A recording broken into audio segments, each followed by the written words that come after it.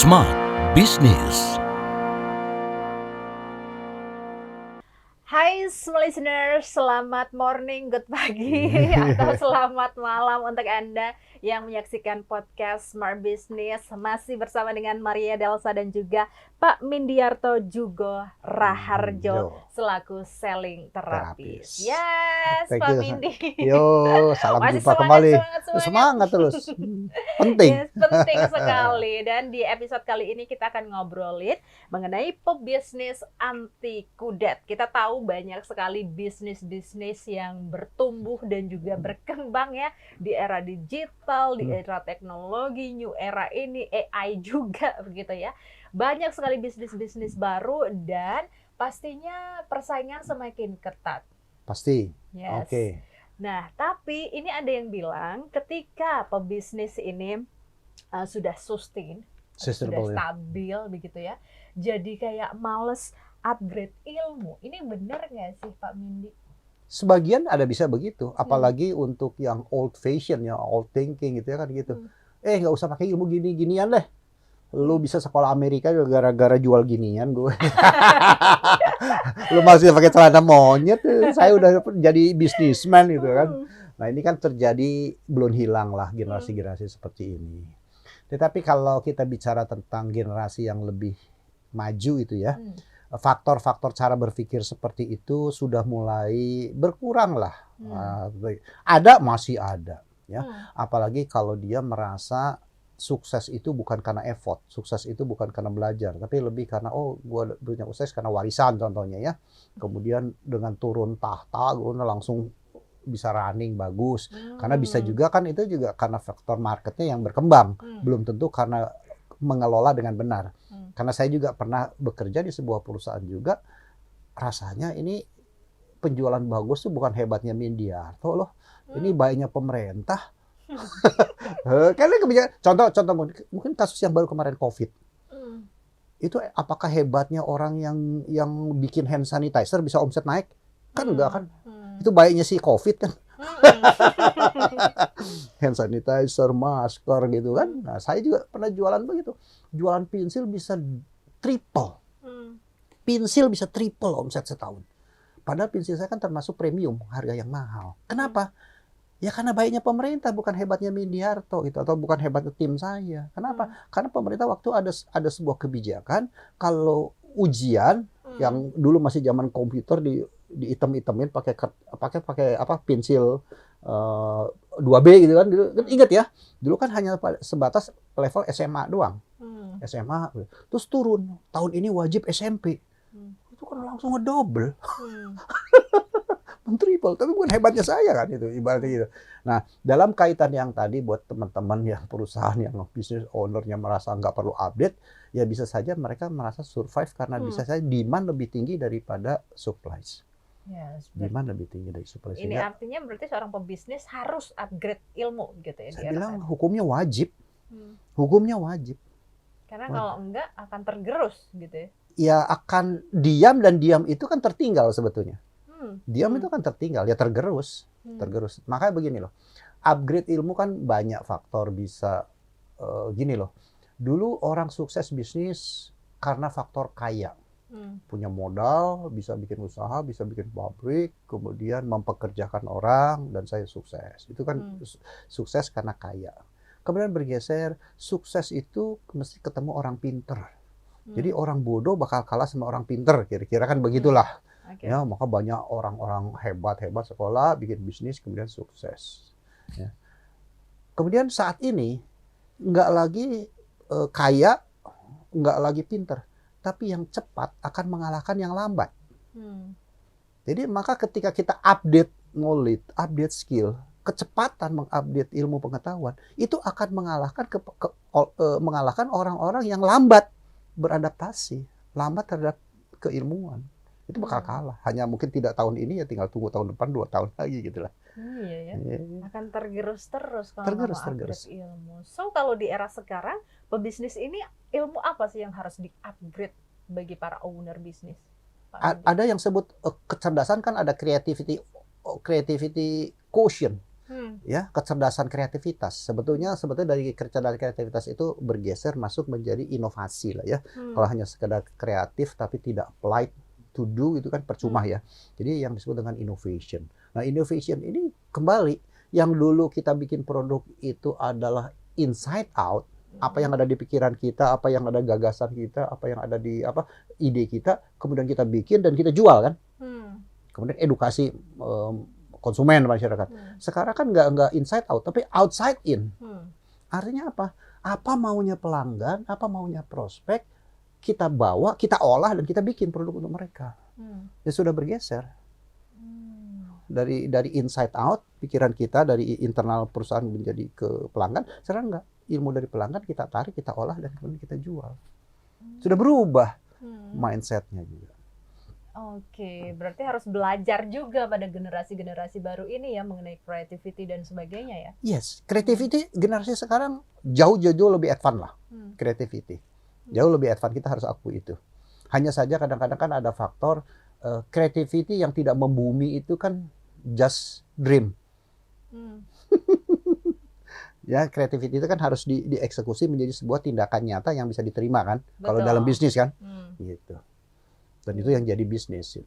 Yes, oke. Kalau ilmu-ilmu bagi para pebisnis yang baru akan merintis bisnisnya Pak Mindy, apa sih yang paling penting harus diketahui agar bisnisnya ini juga menjadi sustain begitu? Ya, bisnisnya ini definisinya ada di mana ya? Apakah UMKM atau bisnis skala medium atau skala raksasa ya? Kalau skala raksasa udah gampang lah ya. Gampang artinya apa? Apa yang menjadi program pemerintah dan turunannya, Anda bikinlah bisnis itu. Dari segi produk loh. Dari segi produk loh ya. Apa yang menjadi program pemerintah 5 tahun ke depan atau 10 tahun ke depan, berikut turunannya ya. Nah, itulah bisnis prospek kalau kita bicara dalam konteks produk development bisnis baru ya. Nah, kalau dalam skala yang besar seperti itu, ya jauh lebih gampang, modalnya lebih ada faktor modal finansial. Ya, finansial juga kalau orang networkingnya udah bagus ya bank pada antri juga lah ngasih gitu ya. Artinya apa? Kita tinggal undang profesional yang ahli di bidangnya kan. Justru yang berat tuh sebetulnya starting bisnis itu adalah ketika kita cekak, kita duit kagak ada itu. Ya ibaratnya UMKM itu loh. Wah, ini kan modalnya cuma modal pengalaman aja. Ini resep nenek, resep ibu itu, bahkan namanya juga resep oma, resep nenek. Nah, itu hanya mengandalkan kekuatan produk. Bisa jadi dia punya produk, bikin craft-nya bagus, bikin makanannya bagus, atau bikin apanya bagus. Karena apa? Hanya dari segi produksi. Padahal bisnis bukan hanya menciptakan produksi kan, menciptakan market. Bagaimana orang ini bisa bekerja secara konsisten. Nah, ini problem di UMKM adalah konsistensi tentang kompetensi sumber daya gitu ya, tentang pemasaran. Ini yang menjadi weaknesses dan juga tentang bisnis proses. Ya, saya ngasih contoh di UMKM bisnis proses begini loh.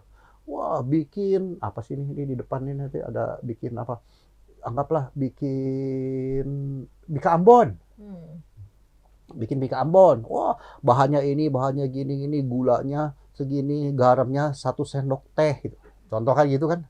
Lagi giat 1 sendok tehnya muncung. Lagi sebel 1 sendok tehnya ceper. Udah nggak stabil itu. Ngertis itu. Kan kira-kira gitu kan.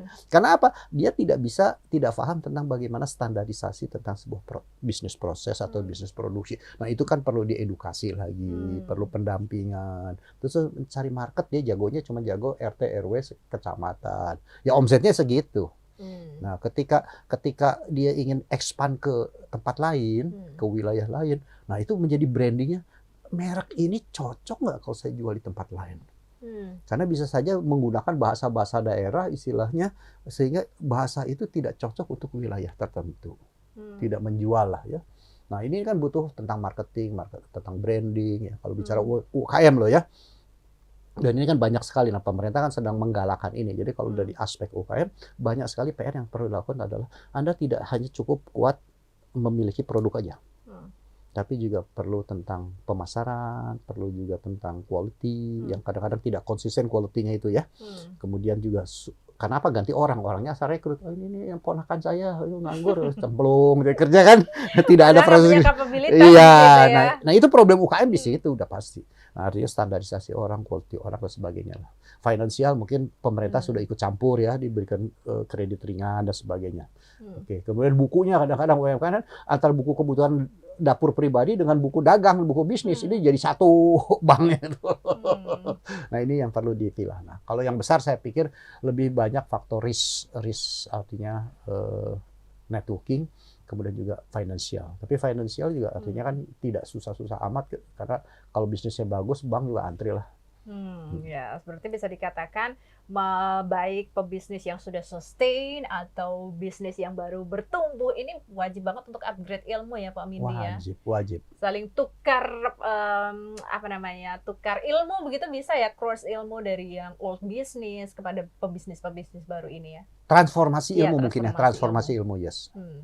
Yes, oke. Mungkin sedikit tips di sesi terakhir ini Pak Mindy untuk para small listeners yang bisnisnya sudah sustain maupun yang sedang ingin membangun sebuah bisnis, apa saja ilmu-ilmu yang mungkin harus dimiliki untuk supaya bisnisnya ini semakin sustain? Satu katanya sebetulnya ada development. Nah, hanya saja development ini banyak aspek. Jadi satu, product development contoh. Jadi produk itu bagus 5 tahun yang lalu, apakah saat ini masih cocok nggak ya? Nah, jadi product development. Kedua adalah people development. Orang-orang ini kan mesti di-upgrade terus. Kenapa? Karena dia tiap hari udah kerja, pulang rumah, nggak ada waktu lagi belajar, nggak ada waktu sekolah. Artinya apa? Responsibility dari perusahaan, seberapa besar perusahaan itu ya, tetap harus memikirkan bahwa orang ini harus bertumbuh, berkembang untuk menjadi lebih pandai. Kenapa lebih pandai? Supaya productivity tinggi. Nah, dengan produktivitas tinggi, maka biaya produksi menjadi turun. Biaya produksi menjadi turun, maka akan lebih kompetitif gitu loh. Nah, itu kaitannya ya. Jadi product development, kemudian ada people development, yang ketiga pastinya market development ya, pengembangan market. Jangan hanya marketnya itu aja. Kecuali kalau sudah puas. Nah, kalau dia nggak puas, artinya market development kan butuh ekspansi. Ekspansi artinya apa? Ya butuh yang mengenal, ini ilmunya ilmu satu lagi beda nih. Ini tentang distribution management. Bagaimana spreadingnya, bagaimana coveragenya, bagaimana penetrasinya gitu ya. Nah ini 3 hari sendiri. Kayaknya harus ketemu lagi di podcast selanjutnya ya Pak Mindy ya. Untuk kita kupas tuntas mengenai topik-topik yang dihadirkan oleh Pak Mindy. Oke. Thank you Pak Mindy, Thank you sama-sama. Semoga bermanfaat ya. Pastinya ini bermanfaat untuk small listeners yang pengen menjadi pebisnis dan juga salesman andal, warrior dan juga championship gitu ya. Semoga ilmu-ilmu yang dihadirkan oleh Pak Mindy ini bermanfaat untuk Anda. Terima kasih small listeners sudah menonton podcast Smart Business Indie. Kita akan jumpa lagi di episode-episode dengan topik-topik menarik lainnya. Saya Maria Delsa dan juga Pak Mindy. Pamit undur diri. Bye-bye. Smart Business. Lead you better.